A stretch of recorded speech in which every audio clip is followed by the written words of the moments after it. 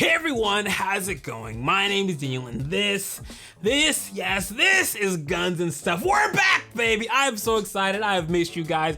It has been a hot minute since we've done Gunz-N-Stuff. So the number one question that I'll be getting is, where have I been? What is going on? Are we gonna have Gunz-N-Stuff again? Are we gonna hear more hate about the VP9? So August, September, October for me, I do video work and media stuff for different people, is a super busy time of year. So normally I'll take August off or September off. This time's been super busy, so I took August, September, October off. But we're done with that and we are back with Gunz-N-Stuff. I'm really excited. So this isn't the full bore show. I have some really cool stuff planned. We're doing a little bit more. So we are back on Thursdays, but I want to do just a special Friday Gunz-N-Stuff to kick stuff off. But next Thursday, going to be doing some more stuff, talking about some sponsors, all kind. We'll get into that on Thursday. But for now, I just want to answer some questions, hang out with you guys, and talk crap about the VP9. So let's get into it.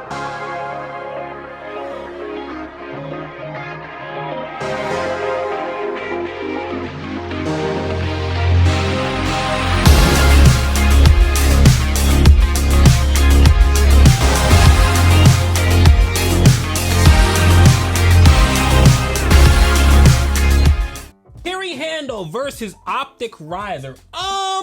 So I know some people are going with like the 193 or like the Unity mount to get it up considerably higher so they don't have to duck their head down. So I think that's a really great system. Now a carry handle, that's putting it up significantly higher. So unless you're running like a gas mask or something crazy, you probably can get away without it, unless you're doing a clone build and then go forth with your carry handle and be happy.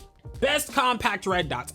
Right now, Holosun's murdering it. They are like killing the game right now. So if you're gonna put a tiny red dot on a gun, I think it's the 507K X2. Holosun's optics are great. Their naming convention is stupid. But yeah, the 507K X2, check out that one. It's a super low profile red dot. Works really well. Holosun's was indestructible. But yeah, check out the 507K.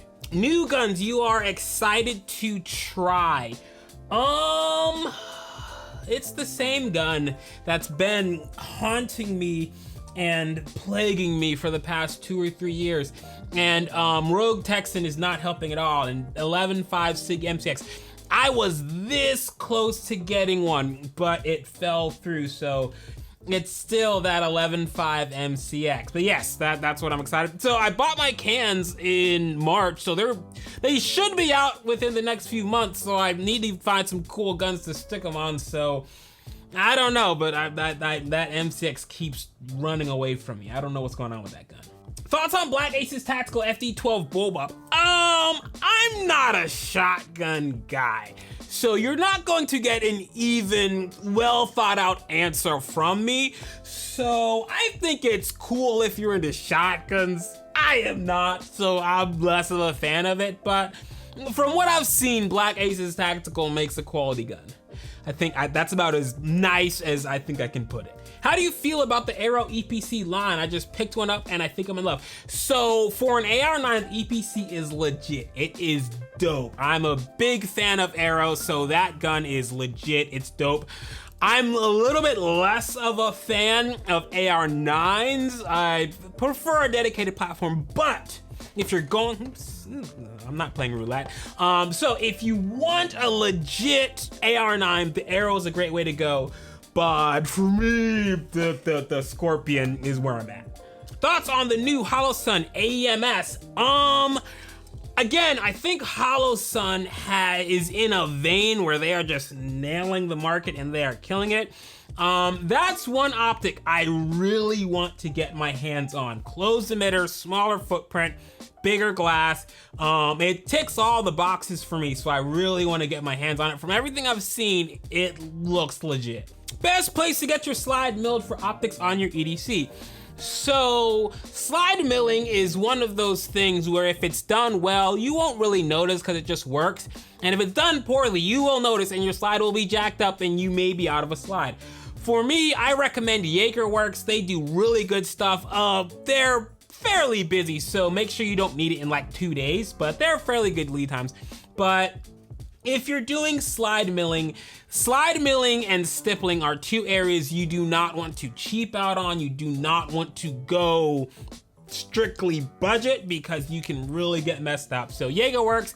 They're really great on slide milling. If you're looking for a stipple, Rocket City stipple, Jack E's legit. He's busy, but his stuff's amazing. So yeah, that's what I recommend. Battle belt recommendations, too many options. Yes, there are a lot of options, but there's only one right answer. So my recommendation for a battle belt is Wilder Tactical. They make a really great, really great belt system that it's just a lot of well thought out stuff. A lot of legit people run them. It's a really great system. Shoot me a DM, let me know when you are trying to buy. I'm working on something with them, and as you ask this question, I realize I need to get back to them. That will make purchasing a battle belt a lot easier and a lot simpler because there's a lot of different attachments and you're not really sure what to get, what goes where. So I'm working on a really great, basically it's gonna be like an Accord battle belt. You just order it, pay one fee, and all the stuff comes with it so you don't have to worry about what accessory to get. And it'll be this exact setup. So 2 pistols, 1 rifle, dump pouch med kit, and then this ULB to attach your holster. So it'll be this whole system and it's gonna be a lot easier so you don't have to figure out what you need, what you don't need. That's the system I run and you can do pretty much whatever you need to with it. But yeah, so that's gonna be coming soon. I probably shouldn't be talking about this, but oh well. But yeah, that's gonna be coming soon. But yeah, for me, for everything that I do, just the Wilder Tactical Belt, it gets everything done and some. Ooh, great question. Why own a holster in Maryland? Why own a gun holster in a restrictive state that you may not necessarily be able to carry a gun in? So that begs the question, why own a gun in a restrictive state? I mean, you're not gonna be able to use it, right? Right? When I lived in Maryland without my carry permit, I had a holster and I had the ability to put a gun on. One, it was fun and I wanted to, but more importantly than that, there was a lot of different scenarios and situations where you may need to put a gun on. Last year we saw all kinds of craziness going on where the police were not responding to crimes. They were not responding to issues going on. So if you need to leave your house for whatever reason to go make sure another family member is fine and you need to take your firearm with you, what are you gonna do? You're gonna stick it in your pocket, you're gonna stick it in a bag. You need to have access to that gun. So even outside of everyday carry, concealed carry, I think everyone in every state needs to have the ability to have a firearm on them without holding it and without having it exposed. Beyond that, I think everyone needs to pay attention. November 4th, I think, is when the Supreme Court is going to begin to hear arguments on the New York versus the Rifle Club.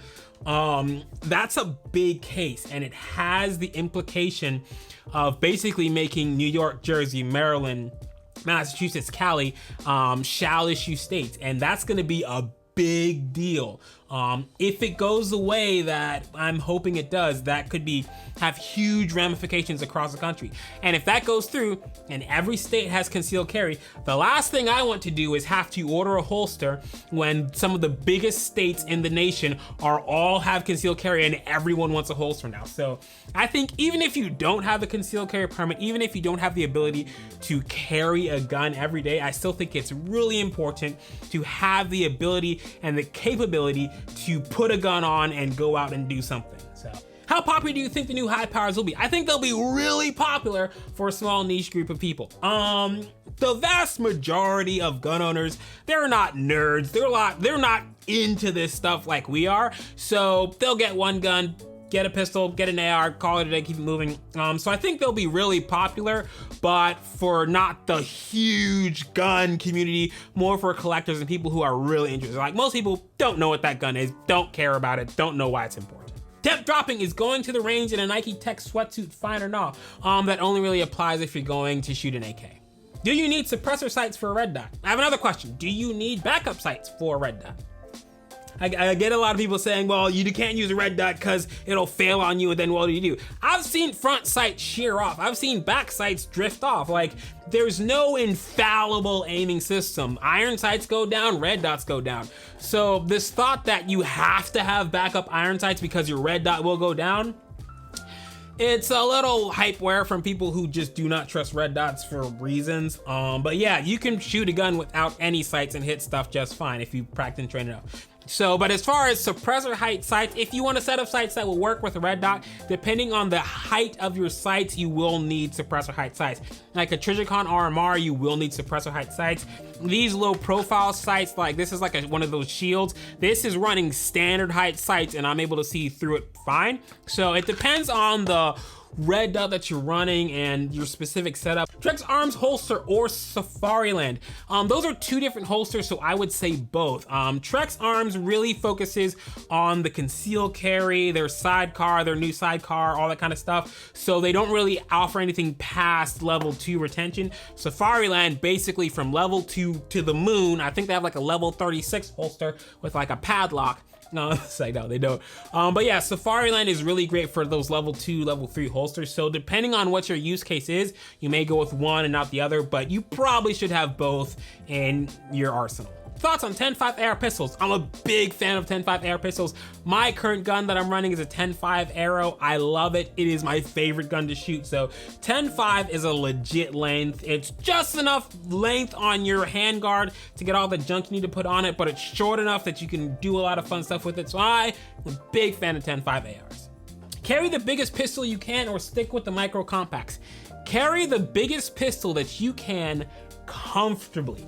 A lot of people will say, well, I want to make sure that I have the biggest gun possible, so if I get a 60 round gunfight, that's very well true. You will have more than enough rounds, but I don't really carry for like when I'm ready to go, I'm tuned up, I just dry fired. I carry and I think through my carry for like when I'm cooking and I forgot something that I need to go from the store, I need to run out quickly, and I'm like, I don't want to change my clothes and put on a huge battle belt for this gun. Let me just leave the gun at home, and then I'm in a world of trouble. So when I think through my carry, I think through what am I going to carry all the time that I'm not gonna have a problem carrying, and I'll carry the biggest gun in that case. Right now, I am carrying the Smith & Wesson Shield, the Plus.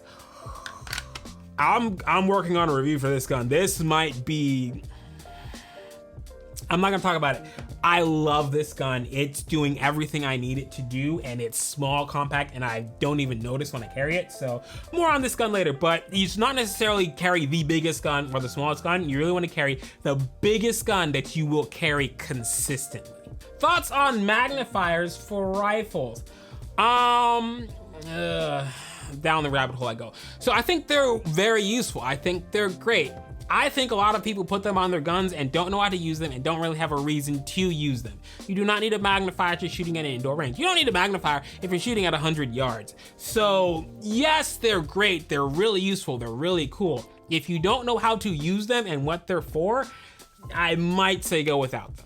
Pros, cons of 300 blackout over 5.56. 300 blackout is amazing suppressed. 300 blackout is amazing in a short gun. 300 blackout is expensive as all get out. And the ballistics on 300 blackout aren't as good as 5.56 when you start going further out. 300 blackout is like the Dodge Hellcat. Everyone wants one, no one really knows why or how to use it. So if you have a specific use case for 300 blackout, you can afford it and you can articulate why, go for it. But for most people, 5.56 is probably the way to go. Thoughts on precision rifle shooting? I want to get into PRS so badly. It's the one area of gun stuff that I know nothing about. Like, I know less than nothing about long range shooting. So that's the one area I really want to get into. Probably won't this year, but that's on my short list of stuff that I have to do and get good at. What sales are coming for Black Friday? It's gonna be crazy. I'm gonna be honest. I do not personally participate in any Black Friday stuff, mainly because it's crazy and lead times go out the window. If there's something you want, spend the extra 30 bucks to get it in time. But Black Friday guns, pretty much from Black Friday to like February, it's just crazy wild. So for me, the little bit of money I'm saving isn't worth the crazy lead time. So I probably won't be buying anything for Black Friday. Are gun prices coming down anytime soon? I'm not sure where you're looking for them to go. They're pretty great right now. I'm seeing CZ P10Cs for like $300-400, Glocks $500-600. So I'm not seeing anything really crazy as far as price. Even like the real deal is ammo. Ammo's still pretty pricey, but it's available. I was at Bass Pro this week and they had 9mm and 223 and all the calibers that have been going like crazy. So the store is starting to come back and the stock is starting to come back. I don't think we're gonna see 2018 prices on ammo ever again. Pretty sure those days are gone just because companies realize we can make more money. But yeah, as far as guns and prices, I'm not sure how much lower they are going to drop because every shop that I've been in has everything that I've been looking for. All right, that's it for Gunz-N-Stuff. Thank you all so much for hanging out with me. I love doing this. I am so excited to be back, hanging out with y'all, and spreading hate, pain, and vitriol. I don't know if that's what I'm doing, but I am enjoying myself. Thank you all so much. If I wasn't able to get your question, please shoot me DM. I would love to help you out. Hit my highlights. I got all my coupon codes up there. And those companies are really great companies that I work with. Got some cool stuff coming up. Really excited. And until next time, I legit cannot wait till next Thursday. I cannot wait to hang out with you guys for some more Gunz-N-Stuff.